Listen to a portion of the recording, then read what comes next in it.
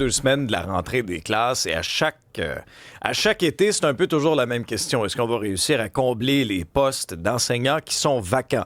On a eu des années catastrophiques, là, pensons entre autres à 2023.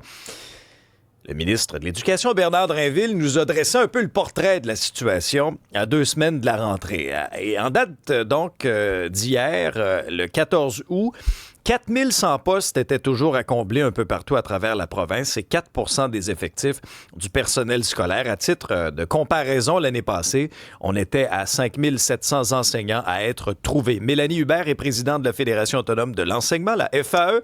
Bonjour, Madame Hubert. Bonjour, M. Dubé. Bon, quel est votre regard là-dessus? Est-ce que les choses s'améliorent un peu dans le réseau de l'éducation? Bien, c'est sûr qu'à voir les chiffres d'hier, on peut être encouragé. Ce sont, on va se le dire, toute proportion gardée, les meilleurs chiffres qu'on a depuis quelques années, là, depuis que le tableau de bord est disponible. Ceci étant dit, en 2023, M. Drinville a fait beaucoup de comparaisons en disant que c'était une année catastrophique. C'est une année qu'on ne peut pas comparer parce que à pareille date, il y avait encore dans à peu près tous les centres de services scolaires des affectations qui avaient lieu après cette date-là. Donc oui, les chiffres étaient énormes au 15 août, mais quand on regardait la semaine suivante, une fois que les affectations étaient finies, on retombait à 3-4 000 profs qui manquaient encore. On était à 3,8 % de postes à combler. Donc, on était en meilleure posture même après les affectations en 2023 qu'aujourd'hui. Ouais. Donc, tout est relatif, mais ça semble quand même un pas dans la bonne direction. La question, c'est est-ce que les centres de services vont réussir à maintenir la cadence d'embauche? Parce que l'important, c'est surtout qu'il y ait des gens devant chaque classe quand les enfants vont entrer les 27, 28, 29 août, là, un peu partout au Québec. Et ça, ben, c'est la grande clé. Et puis des gens qualifiés, Mme Hubert, aussi, là. Oui, de grâce, évidemment. On a souvent entendu là, l'expression malheureuse, un adulte dans la classe, c'est pas ce qu'on souhaite. On souhaite des gens qui ont un brevet d'enseignement. Et là-dessus, le ministre avait l'air très, très encouragé hier en parlant de 9 profs sur 10 qui auraient un brevet, puis j'insiste sur le mot brevet. Pour nous, ça semble énorme là, parce que le rapport de la vérificatrice générale en 2023 nous parlait du quart des profs qui n'auraient pas les qualifications légales pour enseigner. Donc, ça semble s'être résorbé très, très rapidement. Puis pour nous, malgré les formations écourtées qu'on dénonce par ailleurs, on se dit que on n'est pas certain là, que tout le monde a réussi à finir la formation puis aller chercher le brevet. Donc, ce sera des chiffres à vérifier aussi quand ils seront disponibles plus tard cet automne. Quand on regarde le portrait aussi, ça diffère d'une région à l'autre. Hein. Regardez pour Montréal, oui. Notamment, où là, on est à plus de 7 % des postes qui ne sont pas pourvus comparativement à peu près à 4 % pour ailleurs au Québec. Qu'est-ce qui explique qu'à Montréal, c'est plus difficile, selon vous? Bien, l'hypothèse qu'on fait, c'est d'abord le fait que les logements à Montréal sont extrêmement difficiles à trouver, sont dispendieux. Le prix des maisons à Montréal est substantiel. Donc, les familles vont s'installer en banlieue. Et là, ça amène toute la question des ponts, de la circulation. Même si les écoles sont proches à Montréal, là, parcourir 20 km sur l'île, ça peut être aussi compliqué que d'en parcourir 50 ou 60 en région. Donc ça, c'est un premier problème. Et on ajoute à ça la composition de la classe. On sait qu'à Montréal, c'est la région où il y a le plus de concurrence publique-privée. Moi, j'arrive d'un centre de service à Montréal où il y avait près de 40 % de nos élèves qui quittaient vers le privé au secondaire. Donc, ça a un impact, évidemment, l'écrémage des élèves sur la composition de la classe, les dynamiques qu'il faut mettre en place, la gestion de classe et tout ça. On peut ajouter les phénomènes de pauvreté. Là, il y a des grands quartiers à Montréal où les enfants sont issus de milieux vraiment défavorisés, puis ça amène son lot de défis. L'immigration aussi amène son lot de défis. Il y a des profs qui adorent ça et qui ne changeraient pas de milieu pour tout l'or du monde, mais ça reste des défis là pour rester en carrière longtemps dans ces postes-là.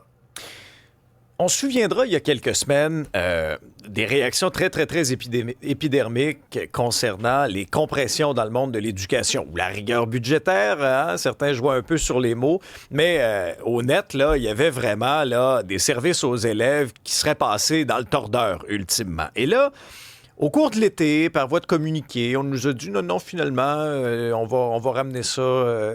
Les sommes qu'on avait enlevées, on va les ramener dans les budgets. Dans votre esprit, est-ce que les je sais pas moi, quand on parle de personnel attitré au service aux élèves, que ce soit des techniciens en éducation spécialisée, des psychologues, etc. Est-ce que tout ce beau monde-là sera au rendez-vous pour la rentrée ou vous avez des craintes là, qu'avec l'espèce d'aller-retour qu'on a vécu dans les dernières semaines, ben, il y a des postes qui ne seront pas comblés? Au moment où on se parle, on ne sait même pas si les postes vont être réouverts parce que l'annonce s'est faite très tard en juillet. Les centres de services scolaires, les gens étaient en vacances. Le ministre leur demande de contrôler le nombre d'heures qui est fait par le personnel. Donc là, il faut consulter les directions, voir comment on réaménage les tâches. On ne sait même pas en ce moment si les postes sont remis en l'état, d'une part. Les centres de services scolaires doivent obtenir l'autorisation du ministère. Les sommes, c'est pas un bar ouvert, M. Drainville le dit lui-même. Ils ont jusqu'au 30 octobre pour déposer des projets. Donc, est-ce que tout ça va être remis à l'état à la rentrée? Pour nous, au moment où on se parle, c'était impossible de le dire. Et même si on refaisait des postes et tout ça, les gens ont bougé peut-être en changeant d'école parce qu'il n'y avait pas assez d'heures et tout ça. Et ça, on va peut-être même avoir perdu des gens au niveau de la stabilité de l'équipe, des gens qui vont avoir changé d'école pour aller chercher une meilleure tâche ailleurs. Et ça aura un impact aussi sur les élèves parce que les gens qui connaissent l'école, le code de vie, les élèves et tout ça, c'est précieux pour faire des interventions plus adaptées. Donc, on verra, mais pour nous, on est très inquiets de la suite et on n'a pas de chiffres non plus dans le tableau en ce moment là pour voir l'état des lieux. Et ces coupures de services-là ont aussi eu lieu, faut le dire, pour le personnel enseignant. Il y a des gens qui faisaient de l'orthopédagogie, des classes spécialisées, du service de francisation qui ont pas eu ces heures-là et qu'on a redirigé vers la classe ordinaire. Donc, des profs qui travaillent encore, mais qui sont plus dans les mêmes fonctions et qui offrent plus les mêmes services aux élèves. Et ça explique peut-être aussi les bons chiffres qu'on a parce que dans le tableau, on parle de 92 000 postes à combler. L'année passée, à pareille date, c'était 94 000. Donc, est-ce qu'il y a des choses qui vont être la même chose? Ça sera pas pareil à la rentrée, c'est clair, et les profs et l'ensemble du personnel vont voir comment ça se déroule en septembre. Il faudra suivre la situation. On se dirige vers la rentrée scolaire, mais on se dirige aussi vers un remaniement ministériel à Québec. Est-ce que le ministre de l'Éducation, Bernard Drainville, a toujours votre confiance ou vous aimeriez avoir un autre ministre de l'Éducation pour un peu repartir sur de nouvelles bases à la rentrée? Comment vous voyez ça? Pour nous, c'est clair. À la fin juin, on annonçait, là, pour nous, la goutte qui a fait déborder le vase, ça a été vraiment l'annonce des coupes de façon complètement improvisée, cavalière, en fin d'année, alors que les affectations étaient déjà commencées, tout ça. Pour nous, le ministre Drainville n'a pas fait ses preuves.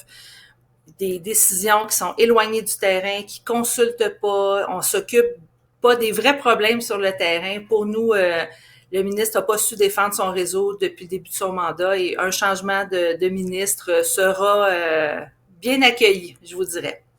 Mélanie Hubert, vous êtes présidente de la FAE, la Fédération autonome de l'enseignement. Merci beaucoup et bonne rentrée. C'est moi qui vous remercie. Bonne rentrée à tous les profs.